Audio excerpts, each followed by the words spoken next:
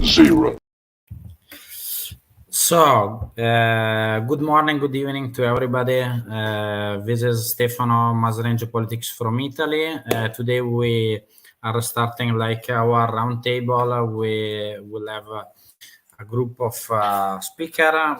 We actually have Isla from Kabardino-Balkaria, from Russia, Philip technically from Georgia, but is Australian.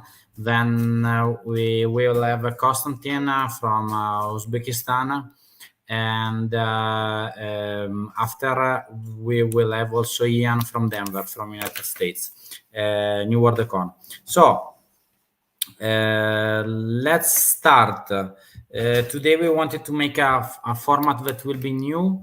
It will be cut in pieces for creating some shorts. So I wanted to introduce the session with a little bit of economical data. Then we will chit chat about the actual situation, because there is a lot of things to talk about. The last streams we did 1 month ago. So let me show you a little bit of data that is like updated last week. So this one is from Bruel. You can find it in bruel.org. There is all the data sheet that are updated last week. We can see why I wanted to show you this data, because it's very interesting about the economical part of, let's say, war, that it's now not anymore only the war in Ukraine, but we have also the scenario in Middle East, and we can see what is coming and how it's the storage of the gas in Europe, just to check a look.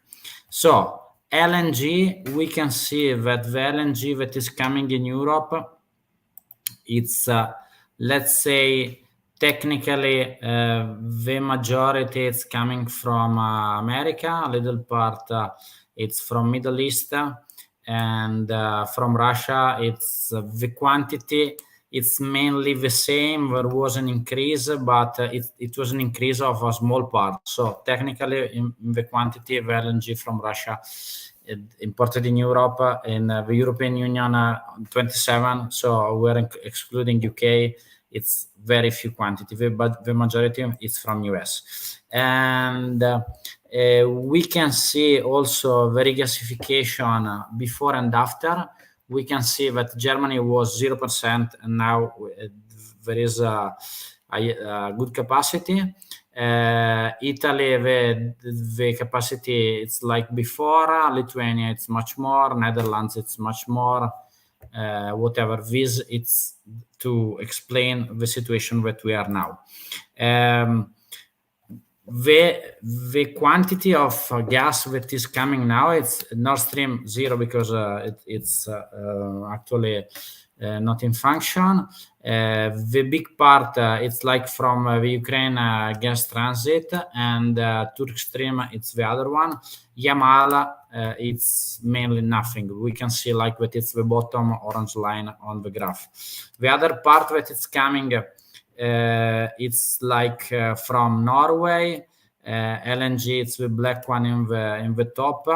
UK and Azerbaijan, it's the bottom line. Azerbaijan, it's mainly coming to Italy through the TAP, the Trans-Adriatic pipeline. And in the middle we have Russia and Algeria, but it's very few quantity if we compare to Norway now and LNG. So the quantity of storage, and then we will move directly to Russia and we will start to chat. Quantity of storage now, it's like the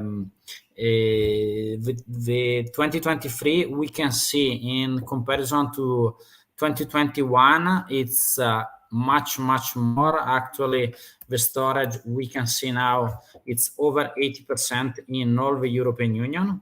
So the only country that is under this percentage is Ukraine, because it's not calculated in the European Union 27. It's about 39%.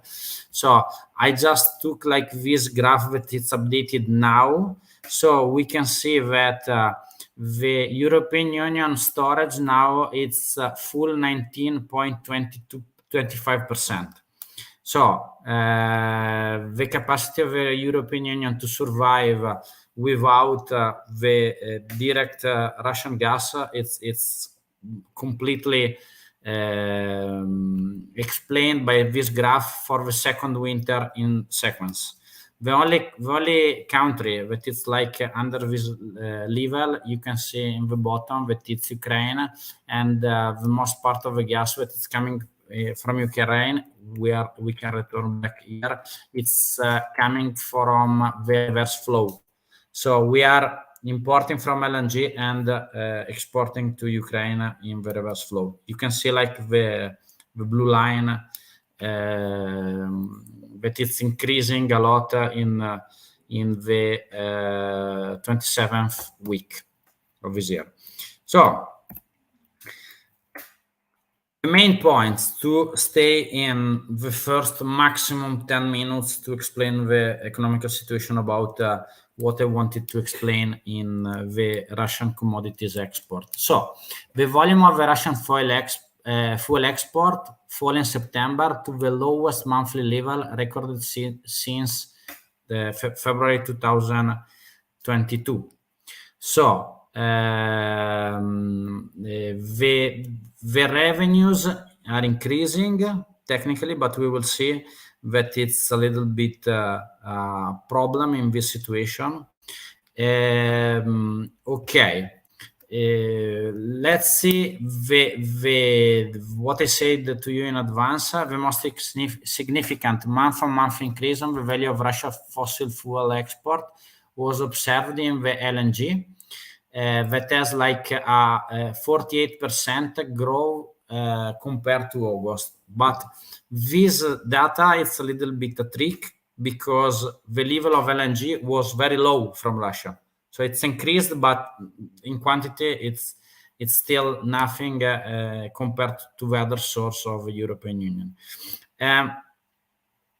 China was the largest importer of Russian fossil fuel, then India, Turkey, and European Union, Brazil in September. Okay, let's go to the graphs. We can see what is happening. So this is like the export revenue, and we can see that the material that is increasing in quantity of revenue on Russia, it's like oil, and technically that is like the purple line, and we can see there is a little bit more of seaborne oil product, oil and seaborne crude oil, but for all the rest, that is gas pipeline, LNG, coal, LPG, and VGO, everything is going down. Okay, then who is buying? We already said the biggest importer of Russian fossil fuel and technically also coal. It's China, India, South Korea, Turkey, Taiwan, Malaysia, Vietnam, about coal. Crude oil, China, India, European Union, there is a little bit of quantity. We will see from which state, that is Slovakia and Hungary. These states are, the European Union gave to them the capacity to import from Russia because they don't have direct access to the sea, so they don't have the capacity of LNG import. And let's move. In quantity, it's pretty clear that the biggest importer is China, but as we are saying from the last, let's say, 1 year and a half, the bigger problem of this is that the 80% of the export is crude oil. So it's the part with less revenue from the export that was from Russia before, because the biggest revenue in this is like refined oil, not crude. Okay, who is buying Russian fossil fuel in Europe? It's Bulgaria, Hungary, Spain via LNG, Czech Republic, Slovakia. Technically, Bulgaria, Hungary, Czech Republic, and Slovakia, they except Bulgaria because they have an access in the Black Sea.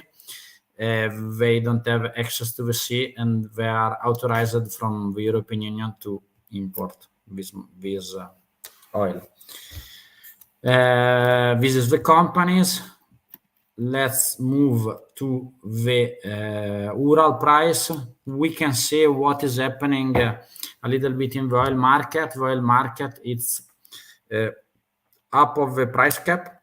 We can see that actually the Ural, it's 20 euro more on the price cap of 60 euro. So what is changing about the market? It's what was, let's say, weighted by what is happening in the last 20 days in Middle East. So the price was increasing from the end of the summer, and now a little bit much more. So welcome also to Ian that it's coming now. Okay, last slide, and then I finished about the first 10 minutes. We can see that the price cap, it's actually the cap. It's a little bit. It was working before. Now it's not working to the oil, especially to the Ural, because the Ural it's over $20 for. Let's return back here. Euro for barrel, it was like under $60. Now it's, let's say, it's over. It's a little bit over 75. So, okay. New World Geopolitics, it's actually connecting, but it's not working. So, Philip, what is your opinion? Now you are in Georgia, so you see a little bit what is happening there. I was in Georgia in August and in Azerbaijan. So, what is your opinion? And then we will see. Also, Isla, Ian. Yeah, look, great question, Stefano. So obviously I'm in the ground here in Tbilisi, Georgia. There's a lot of things happening given their northern neighbor, obviously Russia, a lot of refugees coming from the Ukraine, a lot of Russians escaping Russia and mobilization. Really fascinating time to be here. There are a couple of significant oil interests in this part of the world. Did you want me to comment on anything specifically, Stefano? I mean, there's a lot happening in this region, right? So it's really pick your geopolitical crisis, to be honest. And let me put a direct question about your position, because actually there is a little bit a strange situation about the geopolitical, let's say, positioning of Armenia, but it's next to you, and it's very interesting because. Technically, they are making agreements with France to import like air defense system, and they're complaining about the non-intervention of the Russian CTO, like the equivalent of NATO of the former Soviet Union states, in defense of Armenia during the Azerbaijan aggression of Nagorno-Karabakh. Yeah. In the opposite side, they said that was the liberation. So it's very difficult to approach this argument. But what is your feeling about what is happening in Caucasus and in this situation? Yeah, look, great question. So I was actually there just after the agreement was signed. So there is a lot of discontent in Armenia with the current government there. They're wanting a new president. They're not happy that that territory was ceded. But it is interesting that that was the real media focus, right? For about, a week and a half, that was all anybody was talking about.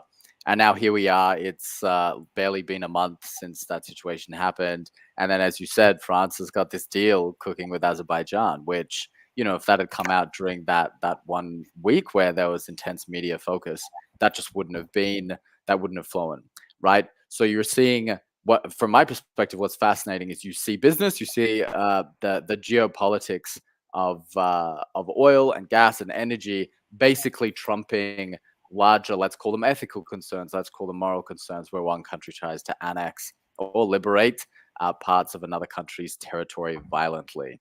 So that's been particularly interesting.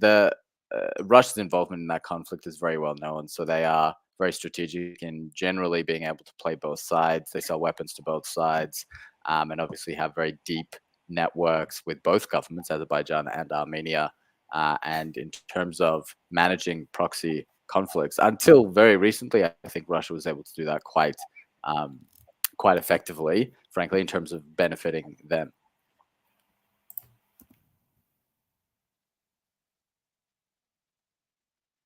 Okay, perfect. So no, it was interesting for me because when I was in Baku, the first impression that I got directly from the airport, for example, to enter in the security controls, there is like lines for Azerbaijani people and for Israeli people. So it started from me to let's say got this impression of big relationship between Azerbaijan and Israel, and when I just found that the first military partner of Azerbaijan, it's technically Israel, not Turkey. Turkey is the second. So and it's this strange idea that probably the majority of the people is thinking that this type of wars, it's like religions wars. Like Azerbaijan, it's Sunni Islam. Israel, it's Jewish. And for example, in these Caucasus wars, we have Armenians that are Christian Armenians, and they are technically allied with Iran, that it's Shia Muslim. So Yep. it's a mess. Like, and let's say Isla, if you want to tell to us a little bit your opinion, because you are living not so far away also, because Nalchik, it's like in Caucasus. So your opinion of the situation, also in what happened yesterday in Dagestan about the airport. What the info that you have like from local news or whatever? I don't really have any special info. I heard that Ramzan Kadyrov had a meeting with his staff and basically said that local Chechen Jewish population are under his protection. So I don't expect much in terms of protests in that part, or anti-Semitic actions in that part. At least in Chechnya, in that sense. And in the broader Caucasus, how should I put it? Someone asked me on Telegram, what's the position of Caucasus Muslims on the situation with Israel and Palestine in general. So if you compare what was going on with between Russia and Ukraine before February 24, and what's going on right now with Israel and Palestine after October 7, you could see some sort of similarity, in a sense that in both cases the party that appears to be the stronger side has to take violent actions in defense of its key strategic interests, almost at its own detriment.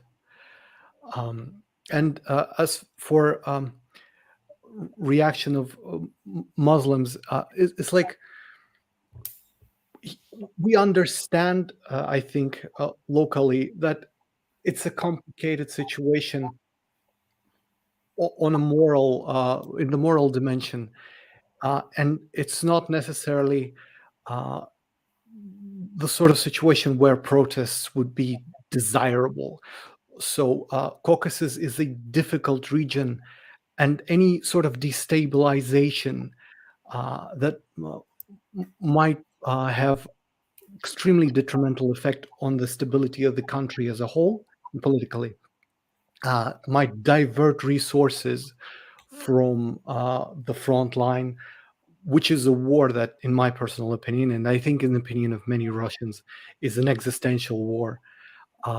So I think the local governments in the Caucasus would try their best to keep the what's the word? Any sort of protests to a minimum and suppress the dissent. Well, it's not like dissent. It's more of a, how should I say it? It's just the loss of stability. The key is just to maintain stability in this region. You could. I even heard the suggestion that whatever happened in Dagestan I'm still not sure what exactly happened there.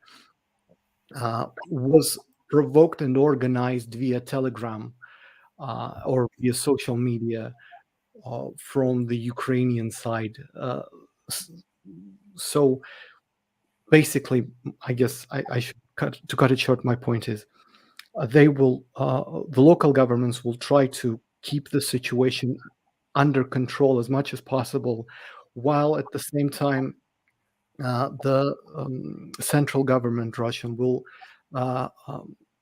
as it used to from the beginning, from before the Israeli-Palestine conflict, it would move towards its proposition towards the creation of the Palestinian state, as Putin mentioned multiple times before. Yeah, I think I'll stop there. It's this balance between local population of Muslims who support Palestine in large part, and the Russian central government's deep ties with Israel via millions of former Soviet Jewish people who migrated or have double citizenship in Israel. And Russian government can't take sharply one side or the other, and has to keep the sort of loose posture, or nimble posture on both sides. Isla, sorry, I wanted only to say welcome to Konstantin inside Russia, and to Yana New World Econ. And I wanted to repeat, like all for the public, that we will see the live after. The idea of this format of today, it's like to make 1 hour, 15 minutes maximum. And with Ian, we will cut shorts. So to make the format more, let's say, understandable from the people that don't have hours to watch our roundtable. So just to make one precision of what you said about Dagestan. I am taking a look to a lot of Telegram channels. I'm trying to reduce because after 2 years watching all the day Telegram channel Russian, okay, it's very complicated and sometimes disturbing and from work normal life. But for example, from what was happening in Dagestan, there was let's say Russian channels that was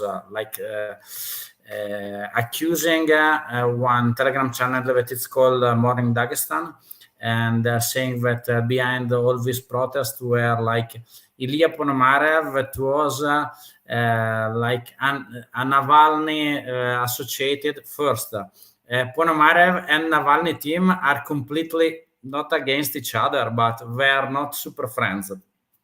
Second, I had a chance to interview Ilya Ponomarev, and I tried to contact him about this, and they said to me that it was completely fake, and it was nothing connected to the activity of Ilya Ponomarev team or whatever, either Navalny team, because I have contact also with them. So this is how to show like how the Telegram channel like Slaviangrad or whatever were easy to manipulate to change the source of something that is happening. And as we all know, in Russia, you cannot go out and protest with one single, let's say, piece of paper, like something like this, no war. So imagine how it was possible to organize 200, 600, 1,000 people that was entering in the airport. So this is, for me, it's a little bit strange, but let's see. So Konstantin, you did like one live immediately from this argument. So what is your opinion about what happened in Dagestan? And we talk a little bit before your entrance, and Ian, about the economical situation, but we will talk it later. So if you can say your opinion about it. Howdy, friends. Can you hear me well? Yes, perfect. I will try to be very brief.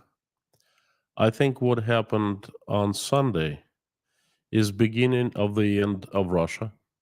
Of course, there's nothing existential going on in Russia in terms of the war it's waging on Ukraine. It's not an existential war, okay? What happened was the personal choice of every single person in Dagestan.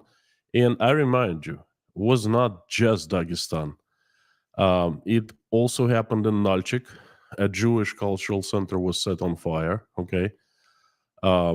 It happened in Moscow. There were anti-Jewish protests. And this violence erupted in Dagestan, in Makhachkala, but also previously in Dagestan, in Khasavyurt, was a big action. It was a huge meeting, and people went to a local hotel when they were looking for Jews. So basically, I think it's a very dark page in the history of Russia. I think this is the beginning of the end. And, I've been asked many times, what do you think of Russia's future? And I always answered, I don't know, because there are a few paths that the Russian people can take. And the future depends on which path they take. And it seems like they have made their choice on Sunday. The entire country has made its choice. And direction to me is fairly clear. This is the first event in a series of events that are coming because, the Rubicon has been passed. Okay. So again, this is a personal choice of every person who did this anti-Jewish acts, nor more nor less, but they have shown the others that it is possible to actually stand up and have things their way. Unfortunately, they did not choose the political protest, but they chose the darkest protest you can ever imagine, going after Jews. Okay, I am, as a Russian, ashamed of what happened. I think this is a tragedy for my country, and I think that I disagree with the previous speaker. I think that none of the politicians in charge of Russia's regions, none of them, they care about what's going to happen to the country and so forth. All they care is about to prolong their personal power, to grab onto the power for as long as possible. Okay. And in nutshell, this is it. Thank you, Konstantin. Ian, welcome to you. And hello. Can you hear me? Yeah, I can hear you perfectly. I actually have something to add to that. What Konstantin has just said, and it does seem there's actually a lot to what he's saying there. One thing that I will say though is that pogroms in specific, or these religious anti-Semitic riots, are not only not unique to history, but not unique to Russian history. And correct me if I'm wrong, but the Russian government, even the Russian Empire, pre-World War I has never been, I guess you could say, competent in preventing them from happening, right? Because there was pogroms all across Belarus and the territory of Ukraine before World War I, and I mean, I guess you could say at the time the Russian government was just not really sympathetic to Jews. They weren't per se unwelcome within Russia, but I think the Russian Empire at the time was more worried about Ukrainian and Belarus and White Russian revolts. So, it's a little bit different now because, like you were saying, Stefano, the population, or I believe maybe the speaker before was saying the population of Israel is 900,000 Russian Jews. So, Russia is forced somewhat geopolitically to kowtow to Israel, or at least, stay out of each other's way. But yeah, I mean, I can't speak to like the end of Russia or anything, but I will just say that this is not unique to the region. Yes, Ian, and technically pogrom it's also a Russian word, so it's very interesting that we are not translating the word like in other languages, but let's say I was very impressed in what happened. I think that there is something happening like this and escalating in small scale also in Europe. So not in Italy in my case, but it's happening a lot in France and whatever. So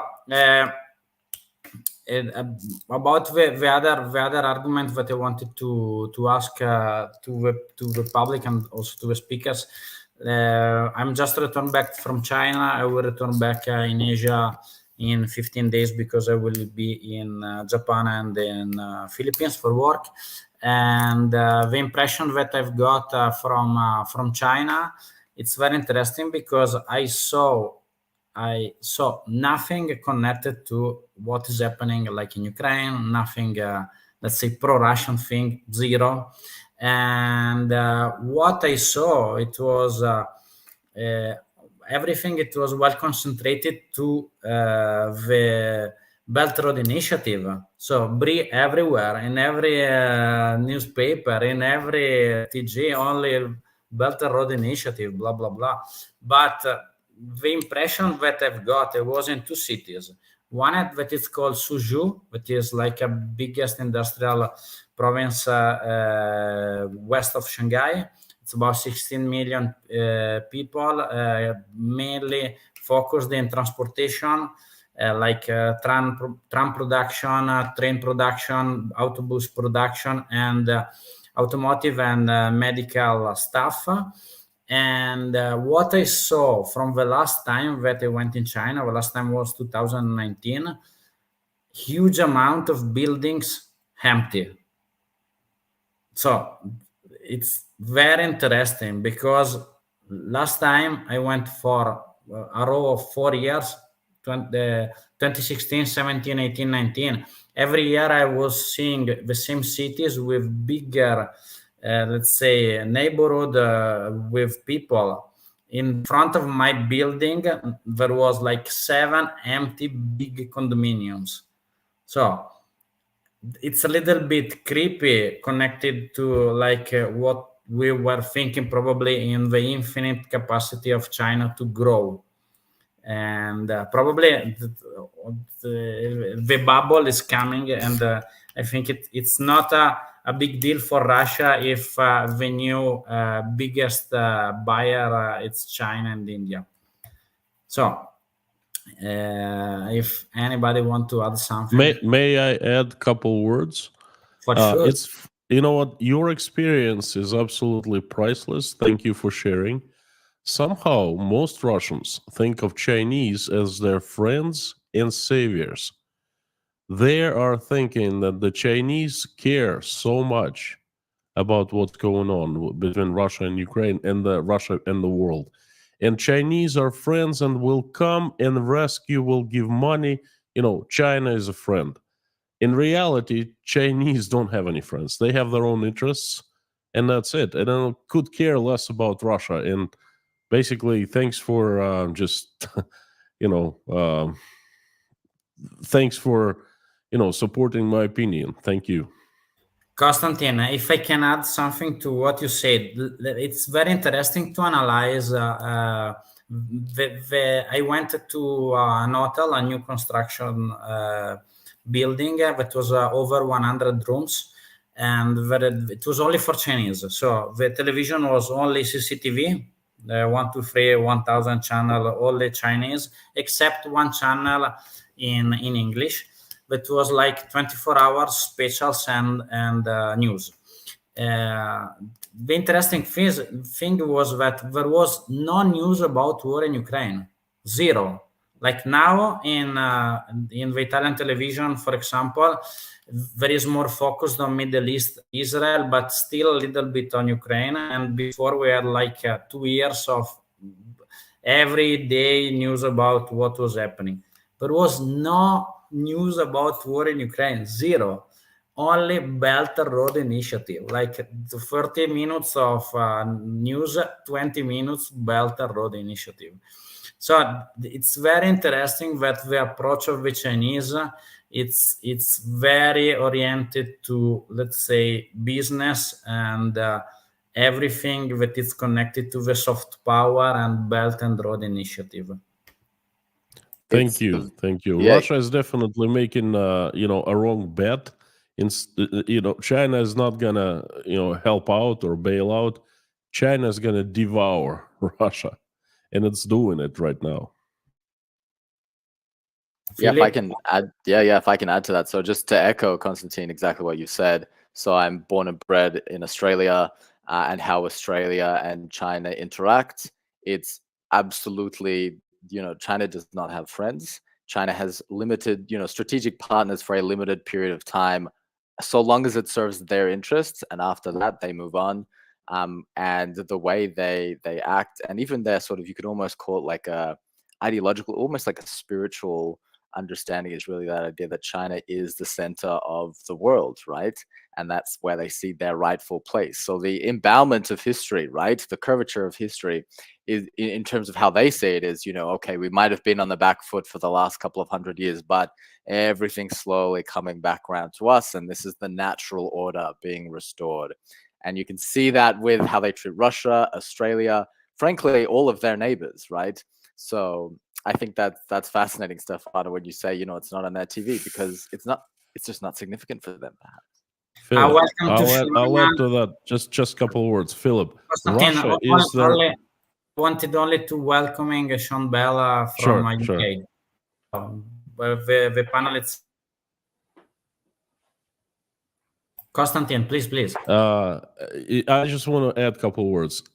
If I was living still in Russia, I would be very worried and scared, because Russia is the northern neighbor that took a great deal of Chinese land back 150 years ago, and Chinese remember. I mean, Russians consider those lands are Russian. They've been Russian forever, but Chinese are saying, hey, we had those lands for thousands of years, and then for the last 150 years, Russians, they stole, they annexed, they tricked us into, those lands are ours. So I'd be very worried about that. If I may, I kind of agree on the position that Russians and the Chinese aren't necessarily natural allies, but you got to evaluate the situation under sort of in the greater context. It's not that Russia and China necessarily want to be allies. It's that they don't necessarily have an alternative to being at least temporarily, to behave at least temporarily as allies on the global stage. It's not that, how should I say it? The greater situation is such that, at least I think it is, you can't really, as you said, China is very business oriented. Well, you cannot really do business with the West under current conditions. So the only partners China as well as Russia might have is each other and other states and global actors that value the understand the value of an agreement of a mutually beneficial economic or political agreement, and you can't really build relationships like that where when the sides agree on something, they proceed with what is agreed upon. You can't build relationships like that with the West as it is right now. Isla, if I can say you a thing. Why can't you? Because, China is the biggest U.S. business partner. China completely depends on the USA, and USA depends on China for some part. They've been business partners for 30, 40 years, and yes, nothing has changed. But under current conditions, Which conditions are that? Which when conditions? you have the ability, when the U.S. government, when European Union, when Britain have the ability to seize assets from their Western financial system with absolutely no consideration to the interests of the parties that they seize assets from, obviously in dismissal of those interests, and seize assets, implement sanctions against parties that politically disagree with them. Under these conditions, any assets, any economic ties that exist between China and the Western parties, between Russia and the Western parties, between any country, including the Arab states and the Western parties, are in jeopardy potentially if anybody of these parties decides to step out of line or in any way at all act against the immediate, perhaps even passing interests of the United States and their Western allies. You cannot, so that's the conditions I was referring to. And under those conditions, the countries and the international actors who are vulnerable to that sort of actions on the side of the West are it's not because are uniting into blocks, not because they want to, but because they simply don't have an alternative. Yeah. Isla, sorry, it's only like to make a point, and when I wanted to give a word to Konstantin because I saw that he wanted to say something, and pass to Sean and to Ian about a little bit of military outlook. I want everyone to say something about that. Yeah. Konstantin, but it's what I wanted to say to Isla. It's that economically, the image that the Russian has about this thing, it's very limited. If we make a calculation of what is like the trading partner chart of Russian for China, it's the 11th or 12th place. As you said, like US. It's like the first, and for the US, China was the first, and now it's the second, only because Mexico became the first, and it's not a case. I mean it's not a random thing that became the first. And the other thing that is important, in my opinion, it's that except for the export of commodities, Russians it is nothing for the Chinese. And you take a look of what is happening in Shanghai, I was shocked because I owned technically for the last year only for work because it's very, let's say, okay, in the actual situation in Italy, I owned a Tesla now in Italy, and I was shocked by the numbers of Tesla in Shanghai. Like there was, I don't know, for finding one Audi, I have to count 10 Tesla. So if we can imagine what is like the interest, economical interest between, and there was no Lada or other Russian brands in China. There was nothing of Russian in China.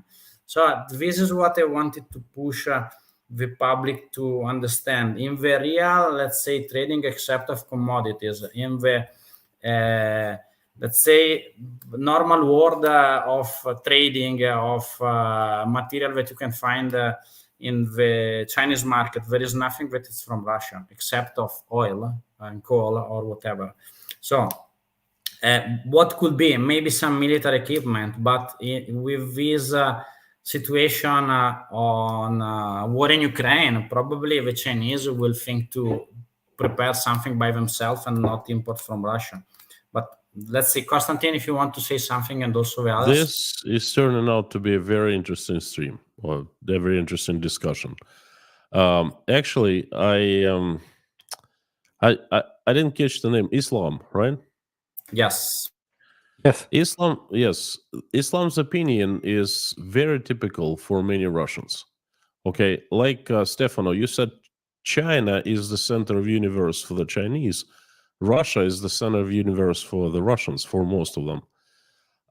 I don't really understand how people can think that Russia is getting punished for having different political views from the United States. Excuse me, Russia's getting punished for invading Ukraine, its neighbor, for killing innocent people, for waging a war. Okay, and this is exactly why the assets are frozen. That's a direct result of Russia's militaristic actions. No more, no less. No one has punished Russia for different political views. I don't even understand how a country can get punished for its country's business what political views to have inside country. No one has punished China in any way. Okay, China's going to get punished only if it invades Taiwan. Okay, yes, it will get punished, but for invading, for waging a war in a different country, for killing people, not for political views. So to Russians, it's us against the world. We're different. That's why we're getting punished. We're good, they're bad. We're light, they're darkness. Okay, the West Absolutely is evil, not what I meant. satanic. Well, that's what you said. You said that Russia is getting punished for, political He mentioned that disagreeing with the China was United getting States. punished, not Russia. I'm sorry, I didn't mean to interrupt, but just to get it in the right context, he's talking about sanctions. Like, say, Huawei is an example. I think that what Islam is talking about. I'm not hopping Misunderstood. into argument. I'm just trying to get it back. I wasn't even Okay, talking about okay. punishment, strictly speaking. I was talking about the trust-based relationships that are being violated, and the peace that is based on trust that is being constantly undermined in a one-sided fashion.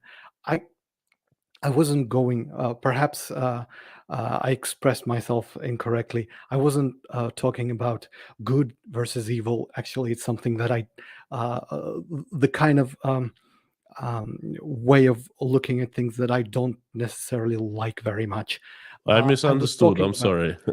I was talking about specifically the trust-based relationships, the basic thing of a bank or a financial system stealing money from the people that invest into it, that sort of thing. Oh, okay. May I ask you a question about this particular thing? Because this is what I specialize in. Tell me, has the West or the United States stolen anyone's money, frozen anyone's accounts? Has the West done anything unfair to anyone? Off the top of my head, I remember I read somewhere about $1 billion Venezuelan dollar. $1 billion in Venezuelan gold was basically appropriated by the Bank of England a few years ago. It's just off the top of my head. As far as I know, another case is Afghani foreign currency reserves have been either frozen or completely seized. Well, no, I think they were frozen. In case of Venezuela, if we go back, the justification that I heard, if you remember the situation between, God, when was it even? It was during Trump administration when there was this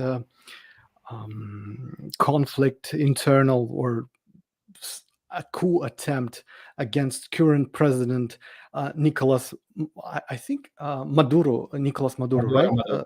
Yes.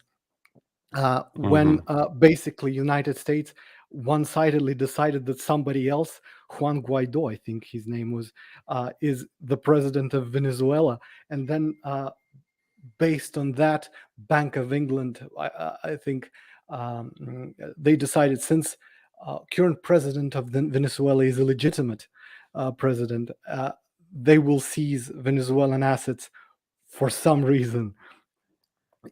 That's the kind of thing I'm talking Understood. Understood. Islam, I'm not a big expert on Venezuela, and I remember the situation vaguely, but I don't think that they acted 100% unfairly. Okay. There is more to it, because Venezuela did its own deed. It nationalized, it basically stole the assets of international corporations, oil companies.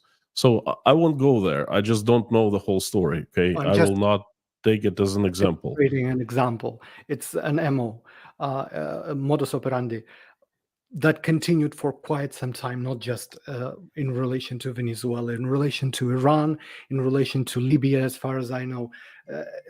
It's just a way the Western financial system behaves towards the rest of the world.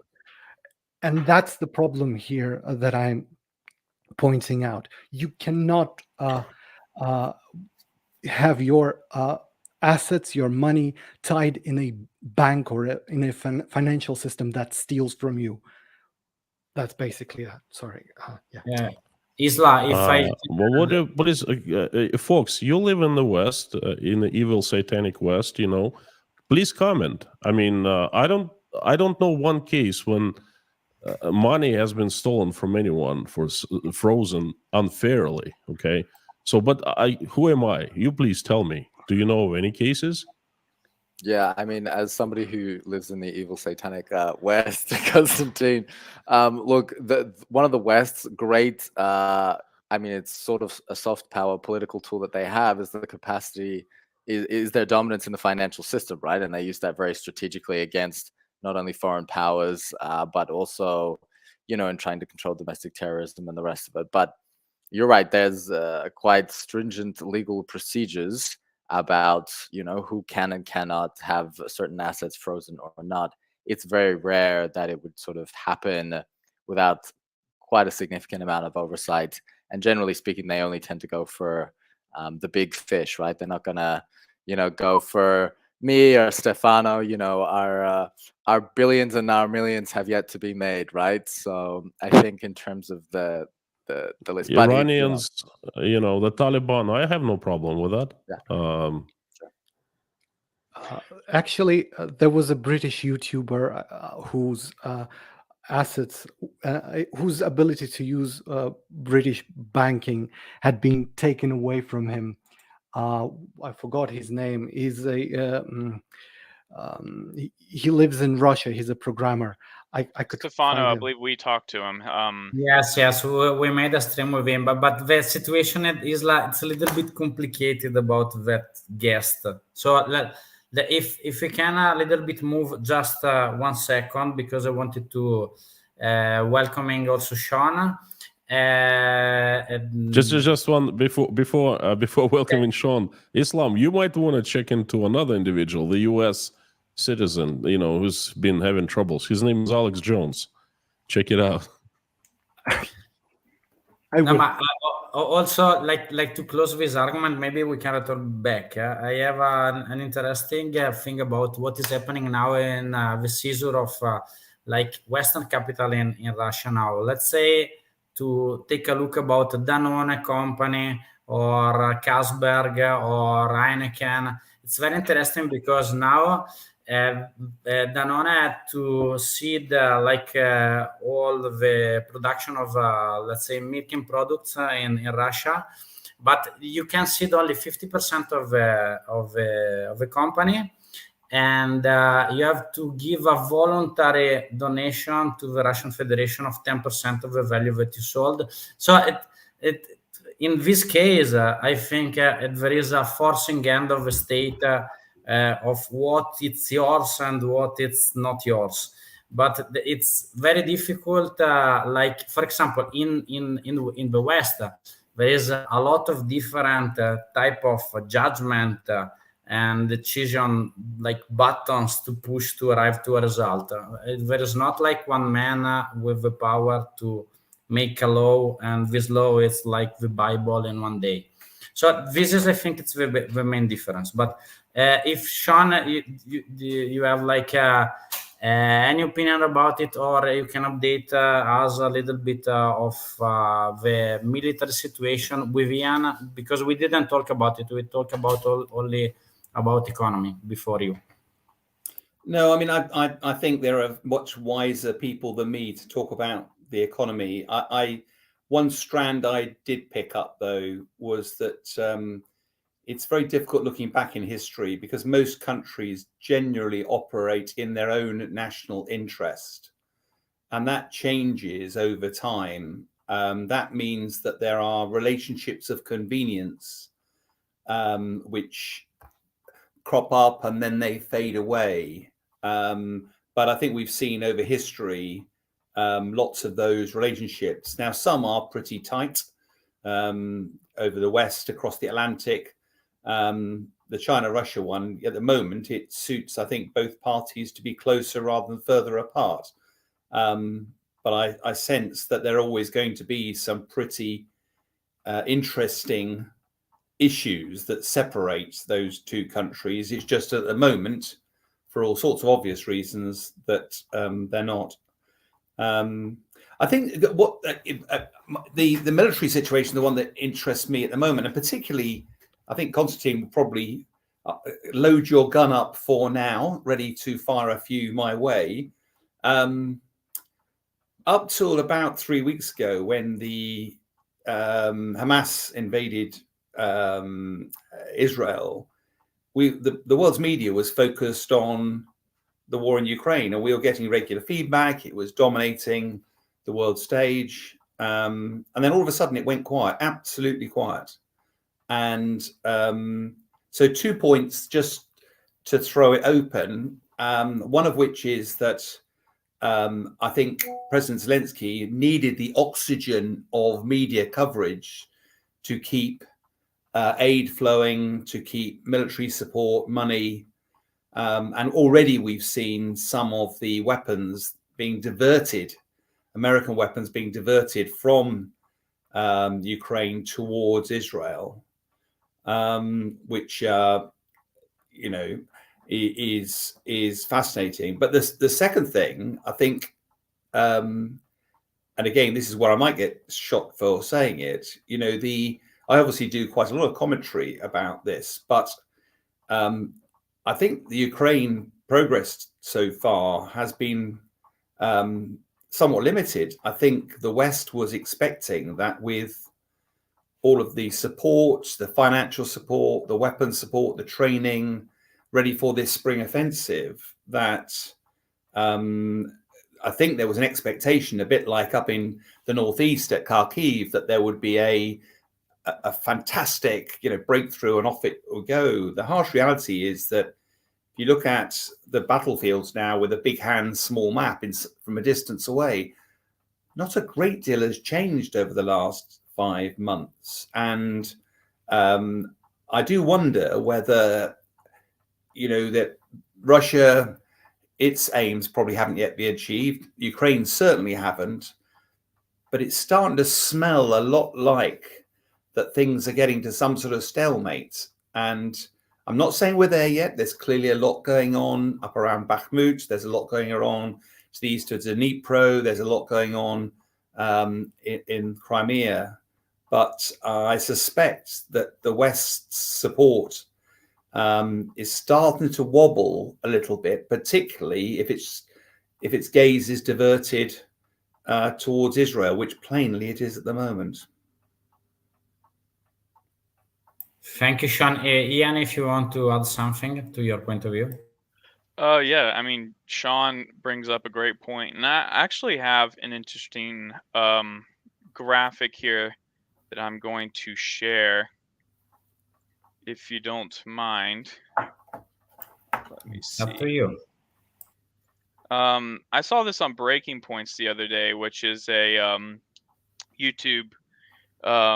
It's an online news organization, so it's not necessarily mainstream news, but this is basically the context of this chart is these are military combined arms offensives that took place in the last 100 years without air superiority.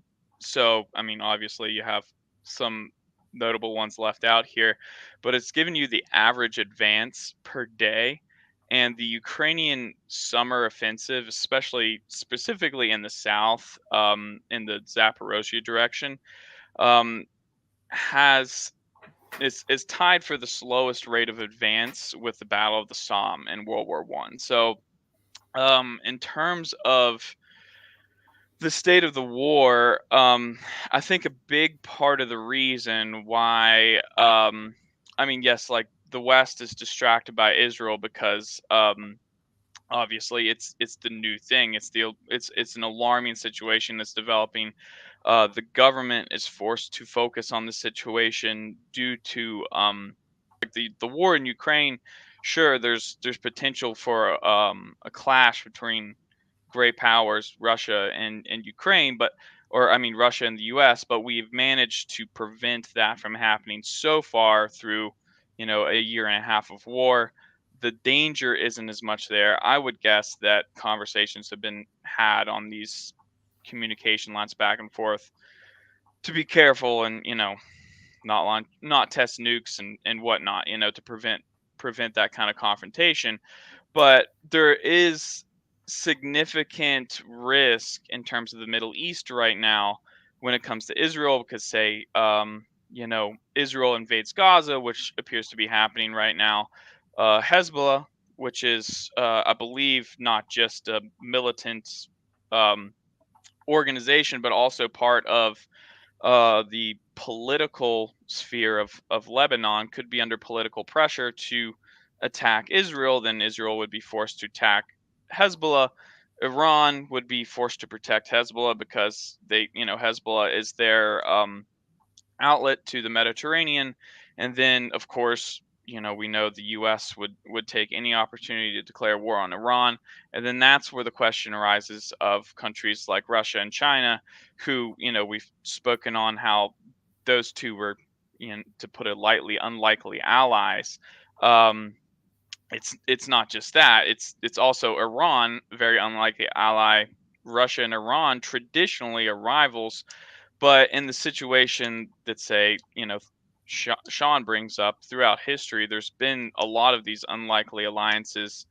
I mean, you could be looking at, like, say, a cascading like effect, where if Iran is destroyed, all the American military resources that are devoted to watching Iran, checking Iran, keeping Iran in place, those are all of a sudden all freed up and can now be used to point the direction of Russia or China. So they have to make a decision on whether or not that's a war they want to join in on to balance the odds, similar to the way the World War I started. None of these global conflicts are started intentionally. It's just a cascading effect that spirals out of control. So, I mean, the U.S., rightfully so, is moving assets to the Middle East, if not to directly support Israel and what they're doing in Gaza, which, as an American, obviously I have a great deal of sympathy for what happened to Israel on October 7th, but also I am not keen on seeing videos of children being dug out of rubble either. So, I would hope that in terms of the military aspect of that, we would just stay out of it, but we are moving assets there, and our focus is going in that direction.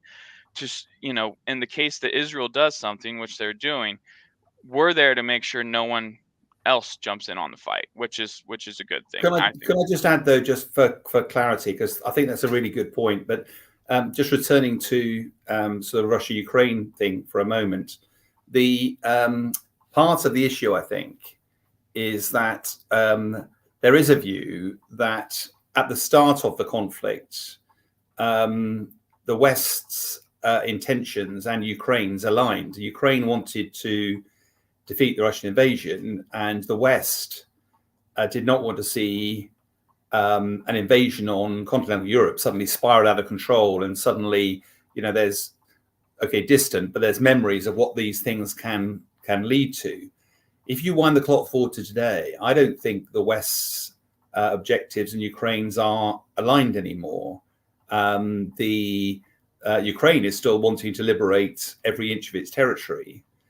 But from a West perspective, particularly the US, is Russia militarily the same threat it was before the start of the Ukraine campaign? If you look at the amount of equipment that has been destroyed, most analysts, if you look at just take tanks, the production facility capability of Russia to restore its military might again will probably take a decade. And I suspect that there's a hard-nosed assessment that says, look, Russia isn't a threat to Europe anymore, at least not for another decade. And therefore we can take a breather. We can, and I don't think it's in anybody's interest for Russia to be defeated. I think, Russia is entitled to its economy. And I suspect that that's why a lot of the West, what has every sympathy with Ukraine, its objectives have started to diverge. Yeah, I agree with that completely. Actually, I think just the way you said it, Russia's military is clearly not the threat that we thought it was in invading all of Europe. I mean, now that that's out of the way, the only real threat that I think exists to America specifically, but even places like Germany and France and the UK, is a nuclear one. So, backing Russia into a corner and defeating them, in my mind, and I think in the minds of a lot of people, it seems like, especially in the U.S. Congress right now, that is the only thing left to worry about. So perhaps freezing the conflict on the current front lines is in everyone's best interest. Perhaps not. I guess we'll see. I'm sorry, Philip, you were.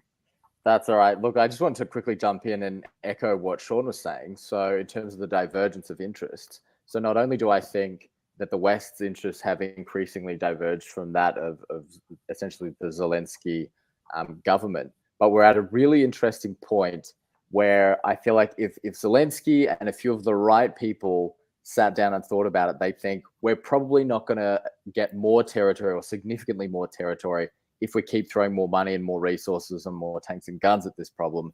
Now's probably the point when media attention's moved away.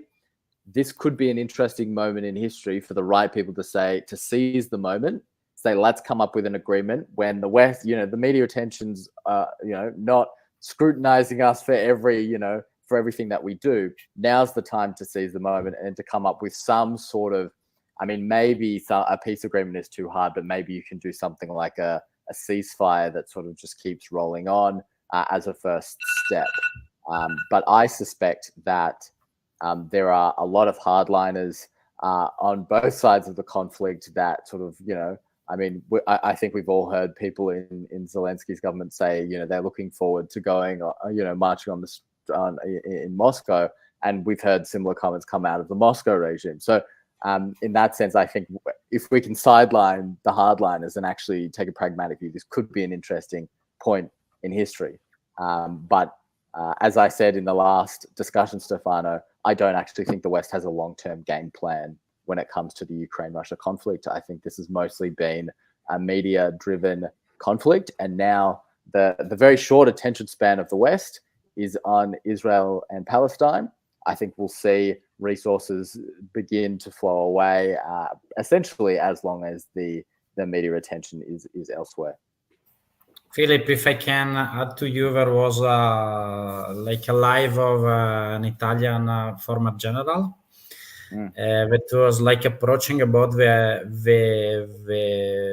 let's say the topic of war in Ukraine, and it said technically that the main problem by the, let's say, military point of view, I'm talking about only former Italian military, said that the war is going too long. So probably be accepted like for the local medias, European people, whatever, I don't care. But what I wanted to concentrate about it is that I think that you made the point in a lot of calling that I made with Ukrainian friends or whatever. And I ask also in the speeches if there is like a chance to make an agreement with let's say a partial cede of territory in an agreement with a peace or whatever, a flow of money from the European Union for the reconstruction, whatever, and still like an access to the sea, that it's important, that it's their support. Could it be an agreement that is acceptable for you as Ukrainian? Let's say when I ask to the people that I know, 99% say no. So this is, I think, that's the main problem in the Ukrainian response of this question, because they had a lot of losses. They stayed 2 years in a permanent state of war.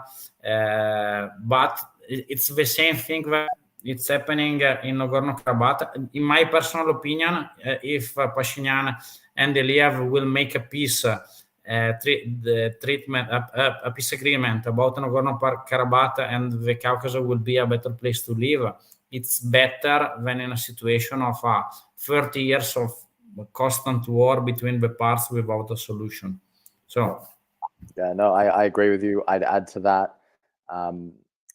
There is a lack of a long-term vision, though. So it's all very well to say we are going to take back all of our territory, but you don't have a roadmap to get there. You certainly don't have the resources to get there. So, what's the plan? Because, and, I'm not taking sides in the conflict at all, but I'm just saying that you need some more strategic minds to come to this. And this is an interesting point in the history of the conflict so far.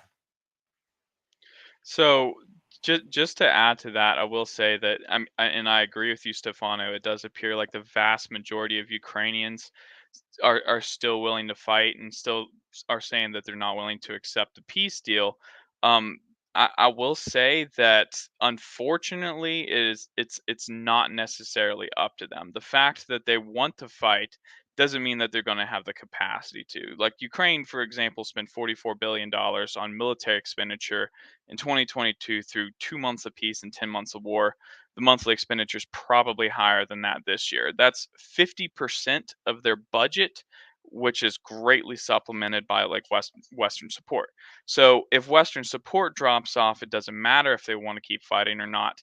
They can't. They have to take something. They have to take a deal, or not. It's not going to be put to the people. It's going to be put on the Zelensky government, which is why I'm going to say in this circumstance, and not taking sides or anything, but in the circumstance that Ukraine is forced to make peace because they're not going to get support from the West to continue fighting, it will be the collapse of the current government. Zelensky government will get voted out of office, removed from office, whatever. Their legitimacy is based on promises of taking the land back. They're all Ukrainian television is saying every day, we're gonna win, we're winning, we're gonna take the land back. So the moment that the funding stops and the war has to stop, the legitimacy of the ruling party collapses. So that's, I think, going to be relevant. Sean, you wanted to say something because I saw the mic on. No, I think there's an interesting discussion about Zelensky's future, and I mean, the trouble is how these wars come to an end traditionally. Either one side wins, the other side loses, or as a stalemate, and both sides see benefit in negotiating. And it calls for great statesmanship, because both sides, Russia and Ukraine, have made huge losses. They've lost huge numbers of people, resources, and that's very difficult for anybody to compromise. But that's what great statesmanship is about. And it'll be interesting. I was just really keen to hear what Konstantin's view was, that because there is a view that whatever happens, Russia will claim success with this special military operation, however modest the gains, because bluntly, it has seized a good proportion of the Donbass. It has taken a large tranche of land. And therefore, if you ignore the huge price it's paid, which of course will probably never be revealed to its population, will this embolden Russia that actually the empire is within grasp? What do you think, Konstantin? You're muted. It's a complicated. It's a complicated situation. You see,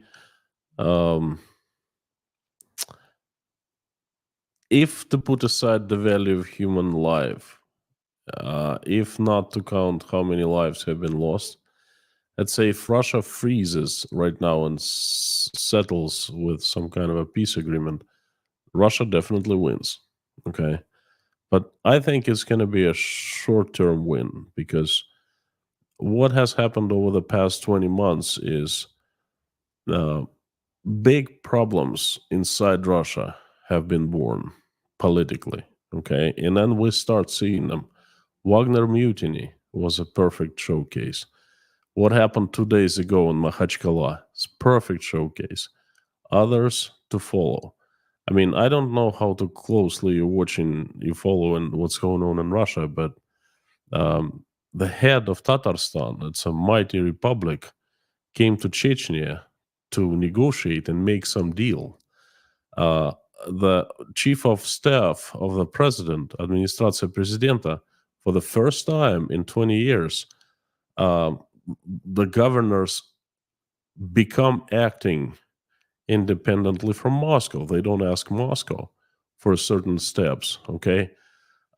These are the signs of something big happening inside Russia. I have always said that the win for Ukraine will come not from the front lines, but from inside Russia, because the regime is, rocking, so to speak. So if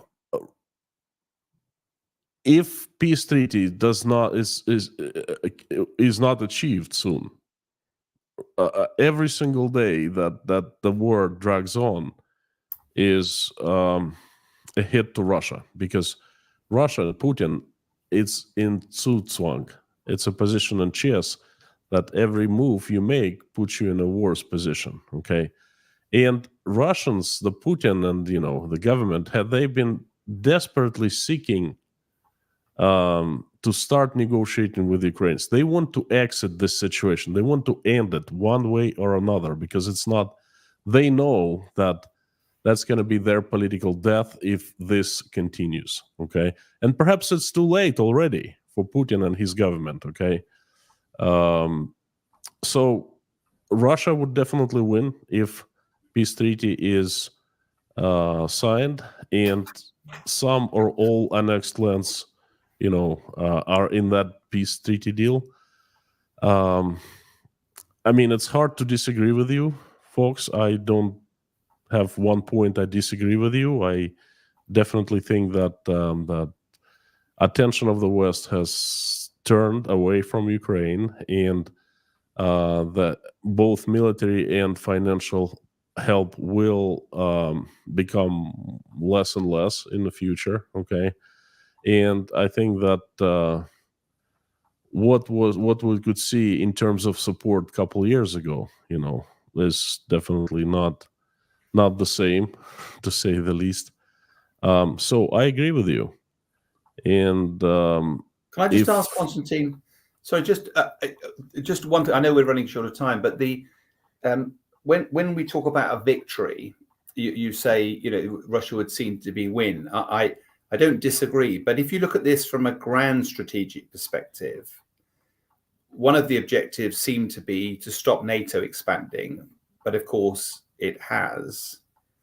One of the objectives was to grow the Russian economy, and it's quite difficult to see how the Russian economy will quickly recover from the various sanctions, and that will likely endure for some time.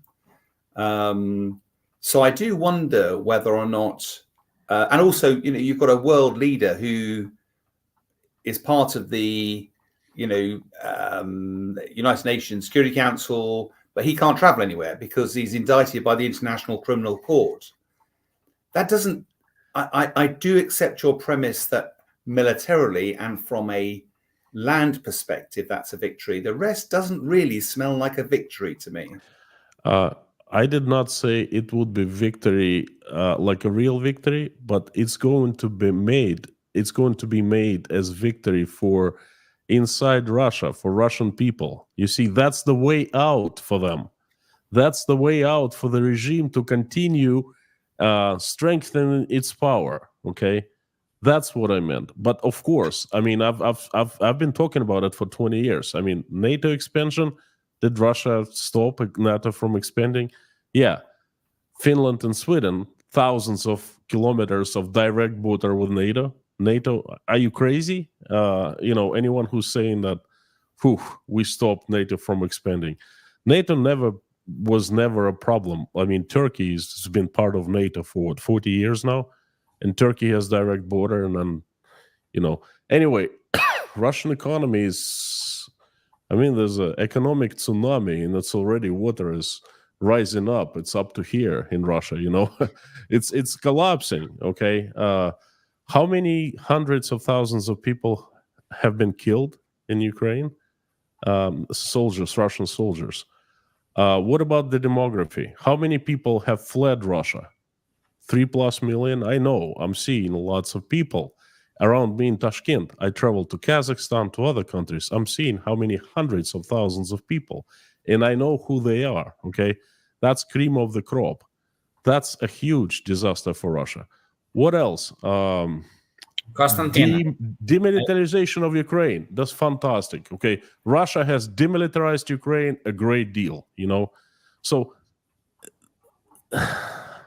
this decision to invade Ukraine and claim we want to demilitarize, denazify is so stupid. Okay, and the goals, Russia's been basically destroyed by this decision.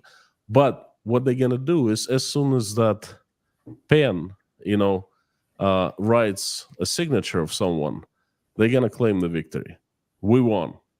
We denazified. We demilitarized. We did this. We did that. They will come up with very many tricks, how to sell it to the Russian people. And then the last thing, don't forget this, folks. Okay, you're saying that Russian army is not a threat anymore. It was not a threat because Russian army had been they'd been stealing everything they could from the Russian army for the previous 20 years before the war. But now it's a different story. Russian army came to February 2022 as not even an army. Okay, no decent command, no decent soldiers, no knowledge of the strategy, military strategy, modern military strategy, tactics, etc. But what they're doing now, don't forget, the Russian budget for this year has a great deal of expenses for military. Okay, the next year it's doubled. It's going to be almost half of Russian budget is going to be pumped into Russian military. And they are strengthening the military, perhaps for future wars. So don't discard Russian military. It's weak now, but they have a goal of making it strong. Making a peace deal actually will give a pause and will help them to kind of catch the breath and beef up military, to militarize society, okay, to change kids into soldiers and things like that. Personally, if I could comment on the peace agreement point, I personally find prospects of peace agreement quite unlikely. As for the results of this conflict and what it actually did for Russia in terms strategically, well, maybe it hasn't prevented Finland and Sweden, although Sweden, as far as I know, has yet to join NATO, from joining the alliance. But what it did at the end of the day, I think it achieved one thing: it prevented Russia from being surrounded in the Black Sea. It prevented the United States fleet from parking in Crimea. I'm not trying to justify it. I'm not saying it's good, bad, or whatever.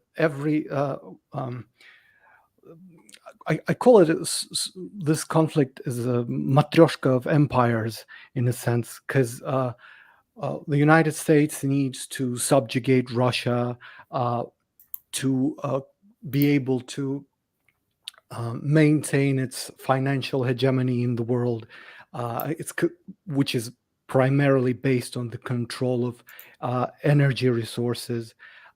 For Russia, Ukraine is an existential issue because Russia, as a country, throughout its history, fought many wars to secure an access to the Black Sea and through Black Sea to Mediterranean. Russia, and if Ukraine had ever joined NATO and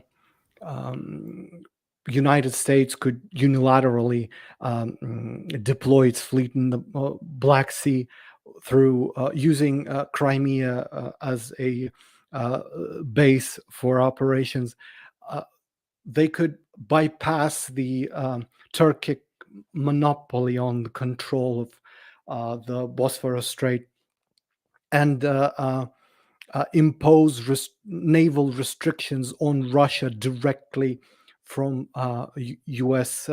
By U.S. government without consulting any allies, with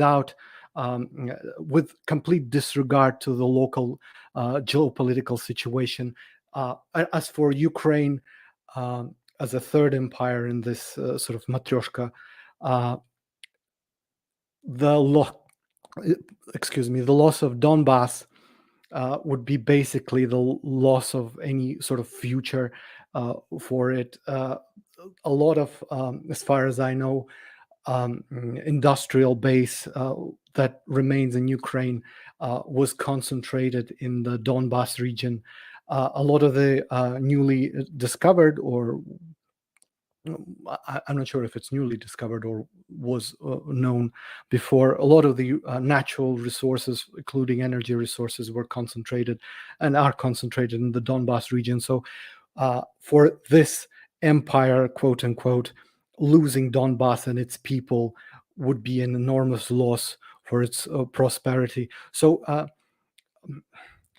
I guess my point is this collision of reactive forces in a perpetual state of preventative fright resulted in this context in inability of the Western powers to create a situation through actually reactive measures, because all of these parties are simply afraid of each other, and their prerogatives are survival and growth.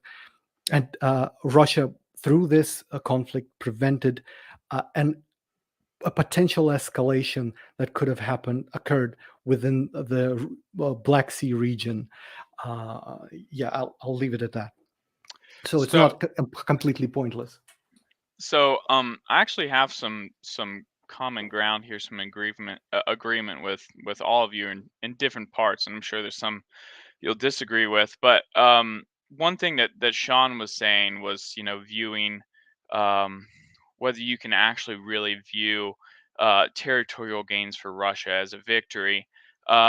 I think we see that differently, and of course, this is looking at it objectively. I try to look at everything objectively, and of course, I take my own country and culture side in my heart, but for the sake of the science of it all, I think we see in America and Great Britain in particular our maritime empires, and our destiny and our view of a victory has always been centered around economics and commerce and wealth and prosperity. So looking at the conflict between Russia and Ukraine, I mean, obviously, like, this is um, Russia's screwed on all those fronts for many decades to come. But and maybe Constantine can speak to this a little bit, but culture in Russia and Russian history, as far as I'm aware, is a very what's the word for it, traumatized culture in terms of security. Russia's been invaded 100 times, going back to uh, the Mongols, the Mongol Khanates that ruled over the steppe, and Germany, the World Wars, Turkey at one point, or the Ottomans, had control of the Crimea and constantly raided into Russia, um, plundering and whatnot. So Russia, their first and foremost, like, has always been focused on security, and I don't know what that's like personally, but it seems to me like that could be a path where the average Russian, whether you know foolishly or not, would see security as being more important than prosperity. And looking at the map from, I guess, like a chessboard point of view, back to what Constantine has said, if the war ended now, they're going to end out with a lot more with more territory. If this is a football game and there's points on the scoreboard and those points are, you know, square miles, then Russia won the war, right? So, and it's not just where that territory, it's not just how much they have. They have, between the Kherson, Zaporozhye, Donbass, and Crimea, it's a territory actually larger than the countries of Austria and Hungary combined, I believe. So it's a big chunk of land, even though it's 19% of Ukraine. But it protects Russian access to the Black Sea and Crimea, which, in the context of what Islam's saying, like, Russian ports, whether it's realistic that, of course, it's just, theory spitting in the dark to say that a NATO fleet would have ever been stationed in Sevastopol. Maybe it would have, maybe it wouldn't have, but in the future that it would have, Russia would have been screwed. It's something they could never allow to happen. All of Russia's warm water ports are in the Black Sea. In the wintertime, outside of the far northern port of Murmansk, which miraculously isn't frozen, Vladivostok and St. Petersburg are frozen like 5-6 months out of the year. Russia can't ship raw materials, goods overseas during a big part of the year. So losing Black Sea ports, or losing access to them, um, is the death of Russia, as they would see it. And I mean, wipe out the names like, imagine you're playing chess, and it's like, this time you're the black pieces, and this time you're the white pieces. Like, I think any strategist would see it the same way. Ian, can I jump in and say something here? Because you said a lot, and I just want to jump on in and add to what you said. So I loved your point, that the idea that there's some sort of security complex, and I mean complex in terms of a psychological complex in the history of Russia. But I would also suggest that the expansion of NATO, unfortunately, has sort of triggered that complex, and then a lot of how the West has attempted to manage the relationship with Russia feels like it's just fed into that complex rather than trying to alleviate that fear. It's almost like we've stoked the fire a little bit, right? So I feel like there's a more intelligent way that we could have gone about doing that. But you're totally right in terms of the port access. I found that particularly interesting, and I wonder what Sean and Constantine have to say on that particularly. It stokes the fire. I mean, and this is just like outside observer, and of course, Constantine, as a Russian, would probably I know more about this from his fellow countrymen, but it seems like it would stoke the fire in the heart of the average Russian. More so, and in retrospect, I think the Russian government uses that more so than for political gain, because outside of whether the NATO threat actually exists or not. That's what I'm not trying to say that NATO was threatening Russia and that's why they acted, that it was reactionary. I'm not saying that at all. Some people have that opinion. I'm not saying whether that's my opinion or not. What I'm saying is either way, Russia would have acted in this way to protect their interests in the Black Sea. And the thing, sure, the thing, maybe perhaps NATO's attitude and the events that happened in Ukraine, like in 2014, we can talk about the Donbass all we want, but the major event of 2014, I'm not sure if people are aware of like the real backstory to that, but Ukraine was defaulting on their debt and was offered two separate loan offers, one from the Russians and then one from the EU. And the EU was saying that in order to get their loan offer, you had to start doing all these things to change your economy, change your laws, and start integrating with the EU and stuff. And the Russians were essentially offering, on paper, I'm sure this wasn't the reality, was no attachments, just a risk-free loan. Like, we'll bail you out. And the current Ukrainian government was obviously more friendly to Russia in the sense that they had re-signed the deal to lease the port of Sevastopol, or the naval base, to Russia for another 50 years or so. So when the government announced that they were going to take the Russian loan, that's when the revolt, the uprising, the revolution, whatever you want to call it, happened, and the new government took over.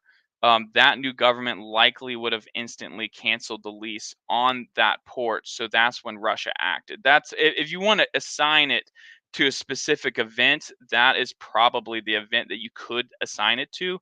But nevertheless, I would debate that. They might have done this anyways. Just one last quick note. I do want to show the audience one more thing that kind of goes to my argument. This is a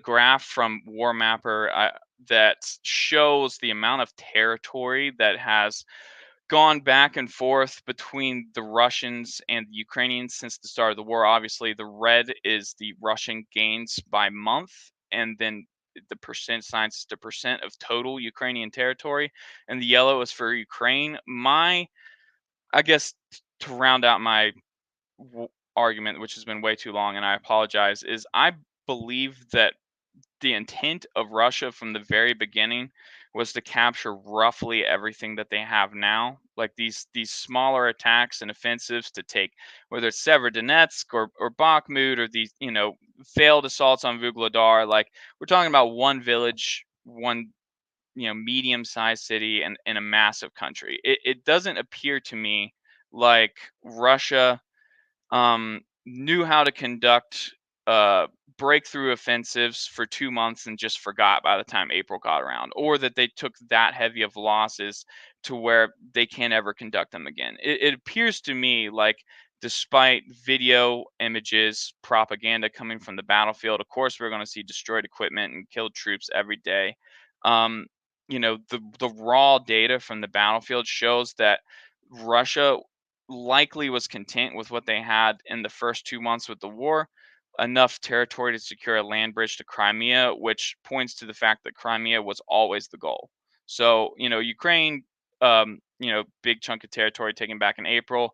I believe that was Russia pushing on Kyiv, trying to force them to come to the table and cede the territory they'd already lost.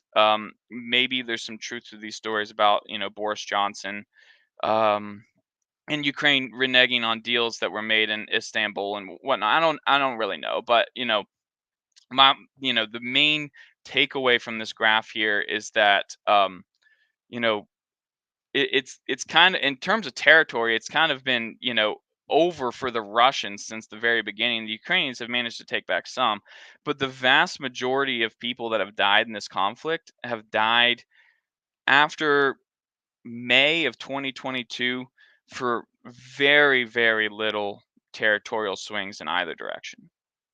So that goes to my belief that a ceasefire will be achieved soon.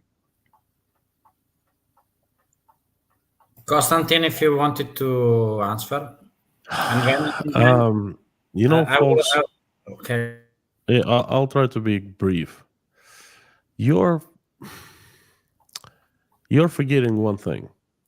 When you think of, analyze what's going on within Russia, Ukraine, you analyze Russia's stand in the world, Russia's geopolitics versus the world, and so forth. You're forgetting one thing, that you live in the West and you live in the democracies, better democracies, worse democracies, but your presidents or vice prime ministers get reelected. They stay in offices for a short time. They come and go, okay? And they actually have KPI. They got to do and show something, some results, to the voters to get reelected. So they care, Russia is a completely different story, but you also judge Russia as if you were judging your own countries. Russia is different. There's a group of people that came from St. Petersburg 23 years ago, and they seized the power over this great country with, huge resources. They became, step by step, they became incredibly rich, and they built a system, a totalitarian system that's called the vertical of power inside the country. They don't go, okay? They stay at their position. Then it comes from the very top to the bottom, okay? They stay. Vladimir Putin's been in power for 23 years, okay? The goal of him and all who are part of his system is simply one: to keep staying in power for as long as possible. Who cares of what Russia's place in the world will be in 20 years, 30 years? It is to stay in power for another year, for another 6 months, for another 2 years. And think about it. It'll give you a different perspective of Russia's actions. That's all I wanted to say. Konstantin, I wanted only to put like the last thing to the last time that we were talking about this, it was with Natasha, and you were asking to her about checking the let's say some different form of inflation in the Russian supermarkets. But I wanted to put the last provocation to the public, and then the last roundtable and close it.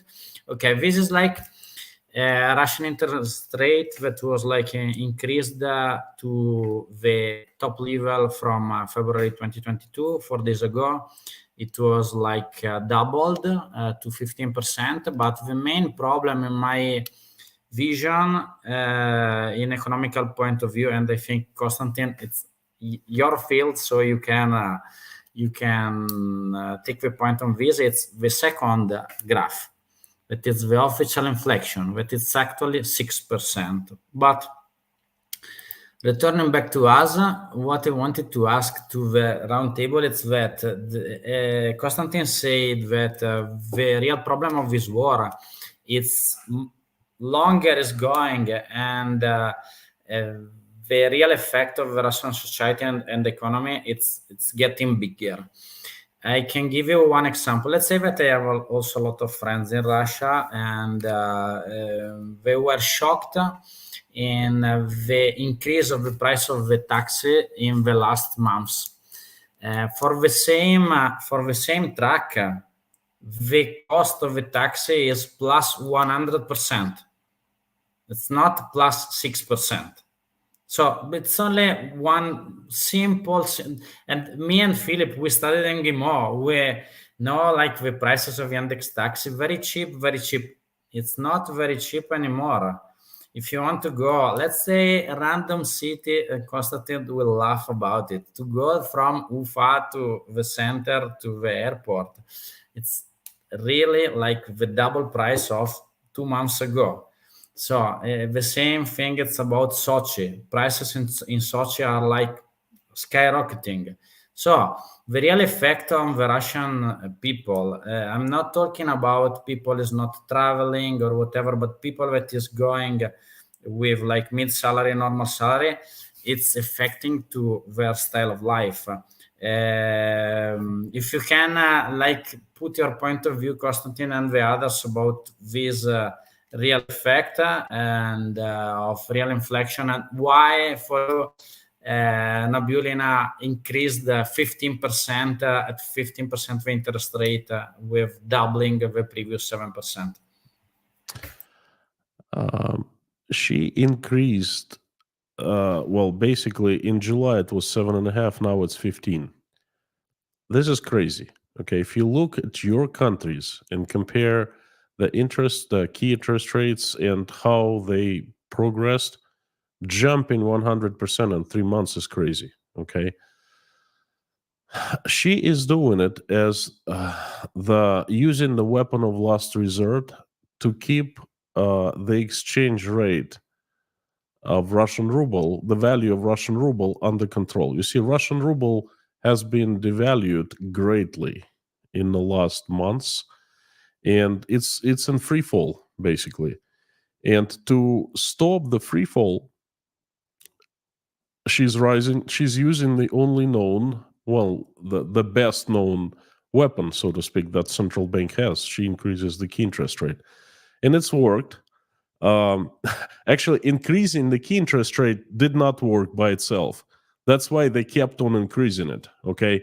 And recently, a month ago, Putin obliged the companies who export things, mostly oil and gas, before they could keep the US dollars outside of the country.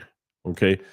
Now they have to bring the export money inside Russia and sell it. Okay, so they're obliged to sell their dollars they receive for whatever they sell, for whatever they export. So the more dollars are pumped into Russian economy, and that keeps ruble more stable. Okay, that keeps demand for dollars lower, because it's high, and obviously it's devaluing ruble. That's what Nabiullina did, and both of these actions, they will work for some time, for a few months, but they will not work in a long run. Okay, so why they're doing it? Because they have an extremely important event coming up. That's the presidential elections in a few months, in March. Okay, and Russian public notices it's very sensitive to Russian to American dollar exchange rate. Okay, that's what you feel every day. It pinches you when Russian ruble devalues. So they gotta keep it stable until March, and then it's gonna go into a free fall. Not only it's gonna go, it's expected. They want it to go into the free fall because they have come up with a budget of Russian Federation for year 2024, where the exchange dollar to ruble is between 120 and 130. Okay, so it's already planned for the government for ruble to be devalued. You know, that way they get more rubles from the exports of oil and gas. Answering your question, and in general, Russian economy is like Titanic. It was hit 20 months ago. The water's been flooded in the compartments, and now it's going down. So if we want to make like the last... I'm sorry. Yeah, the taxi. You know, my mom lives in Russia. Okay, she lives in south of Russia, and she travels by taxi. And I know quite well her pension is a little over like $100 a month, 120, and basically she depends on me. I pay her bills 100%. I know how much she pays for taxi. Used to be when I lived in the south of Russia, not too long ago, 3 years ago. used to be 300 rubles from her place to our place. Now, when the war happened, 600 rubles. Now 1,600 rubles. That's a taxi cab ride. That's right there. What else do you need to know about the inflation?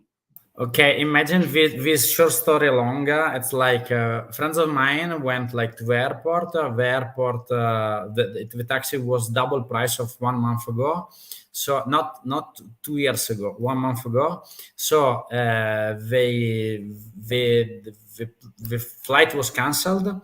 So they had to return back to home. So they didn't have enough money to return back to the airport. So they returned back with the car and parked the car at the airport.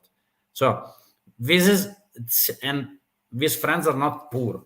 So the main thing is that it's very interesting how like this inflation it's skyrocketing and it's not 6%. If it's 6%, you have like real effect, like in the real market, like in my supermarket, I can find I don't know plus 10%, plus 8%, plus 2%, but not plus 100.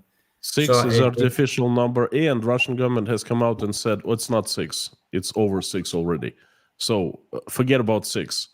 They've been saying it's higher than 6% by themselves. Yeah.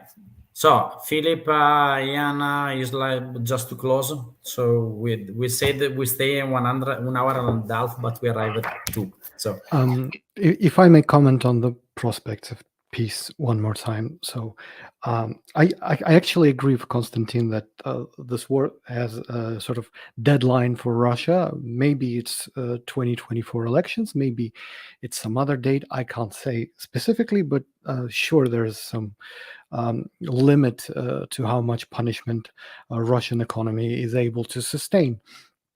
As for prospects of peace, what I wanted to point out, there's I don't know, English or American saying, "Fool me once, shame on me. Fool me twice, shame on you." Oh, wait, sorry, the other way around. Fool me once, shame on you. Fool me twice, shame on me. I don't know what people say. It's Yeah. bullshit. Okay, I don't know what people say about "fool me 3 times in a row," but we had ample opportunity for peace agreement in this conflict, going back to actually of preventing this conflict from ever happening, going back to the collapse of the breakdown of the Berlin Wall in 1989, when Gorbachev was promised not an inch eastward in terms of NATO expansion when Warsaw Pact was dissolved. We had jumping ahead of ample opportunity for a peace agreement between Russia and more modern Ukraine, post 2014 Ukraine, with Minsk agreements once and twice. The problem is the trust-based institutions, that the trust-based relationships that are supposed to maintain these peace agreements, or I should say, what these peace agreements are supposed to be based on, have been undermined on the highest level. When in a row, first the former president of Ukraine, Petro Poroshenko, admitted, the video is funny enough, has been expunged from the internet, from YouTube at least, certainly, admitted that the time signing Minsk agreements was a means to give Ukraine time to rearm and reorganize its military. And Angela then Merkel said it recently. Yeah, that's what Yeah. I was going towards. So Angela Merkel, former France president, also he was president at the time.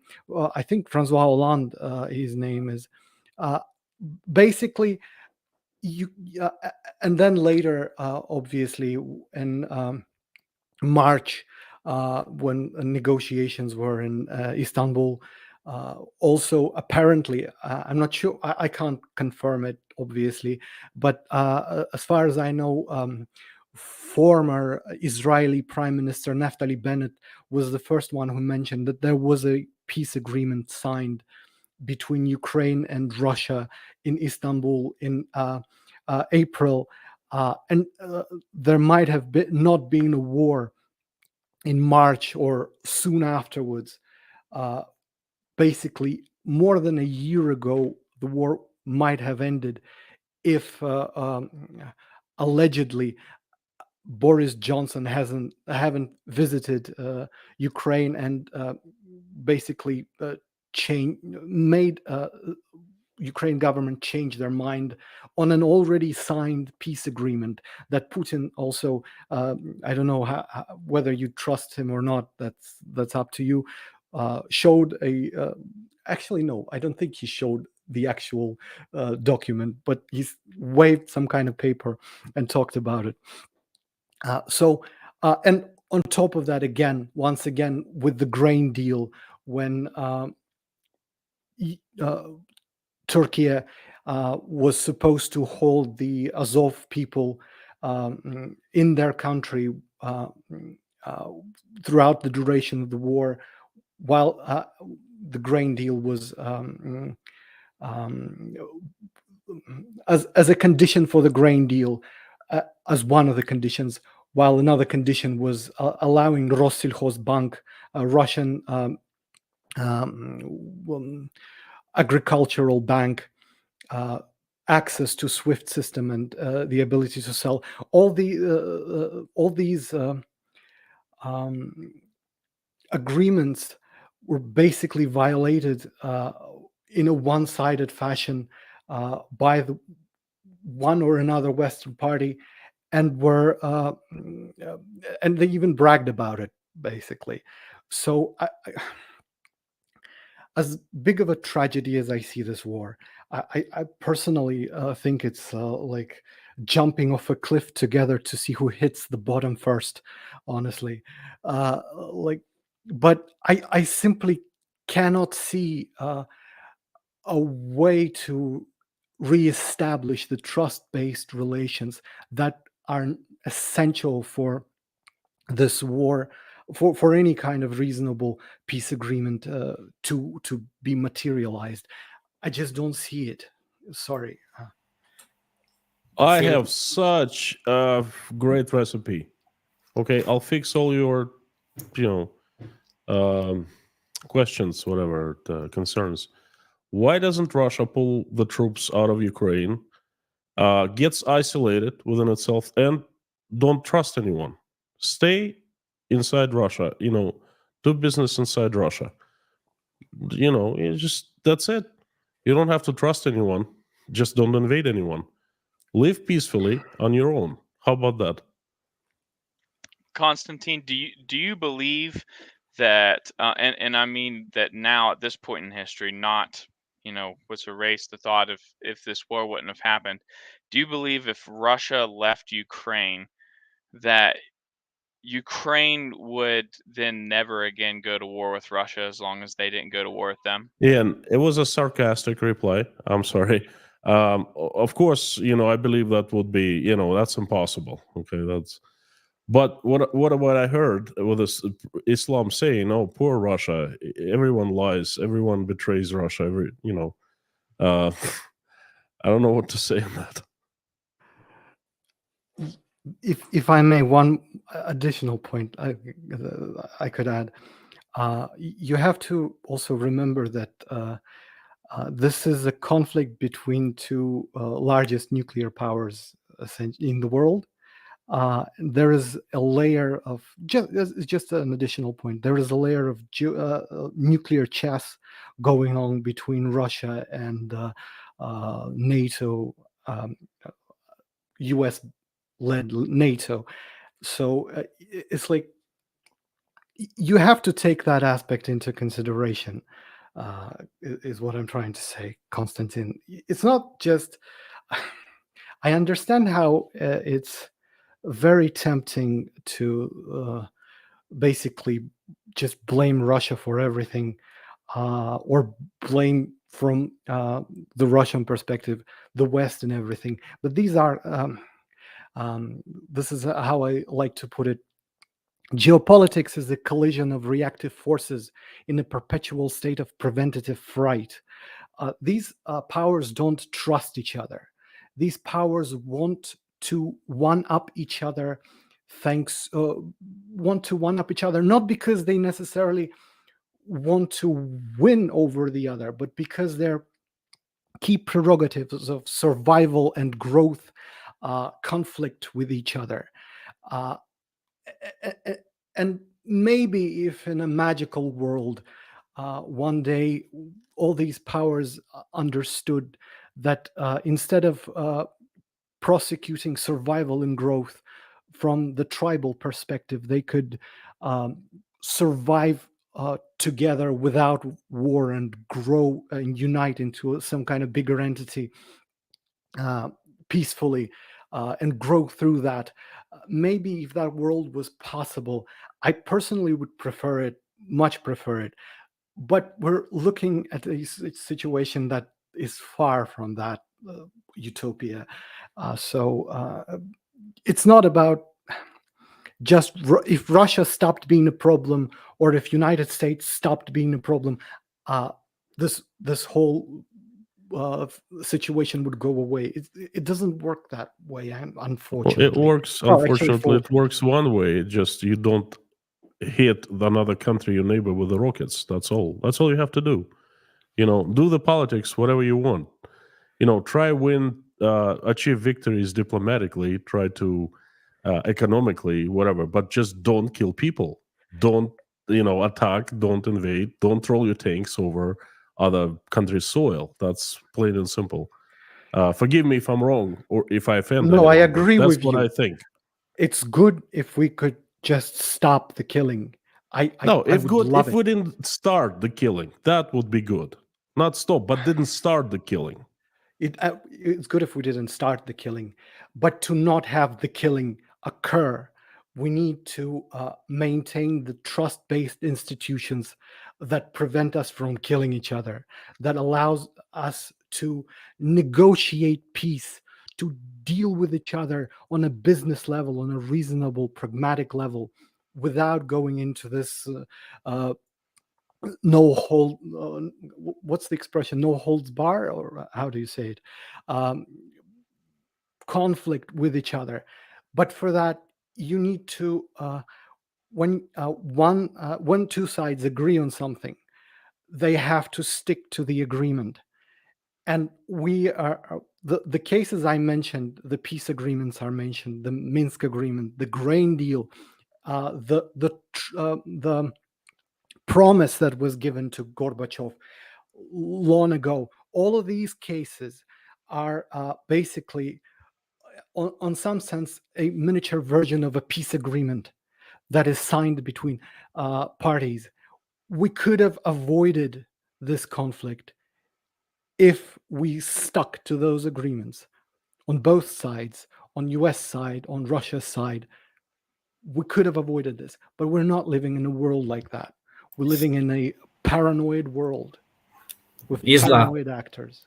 Sorry, I didn't want to interrupt you, but we are already over 2 hours. So I wanted to thank all of you. Like Sean said that he had to go, but I was congratulate on the team because it was a very good team. I like to talk about it. So I hope that you will have a chance to stay with us in the next streams. Probably it will be something in the next weeks.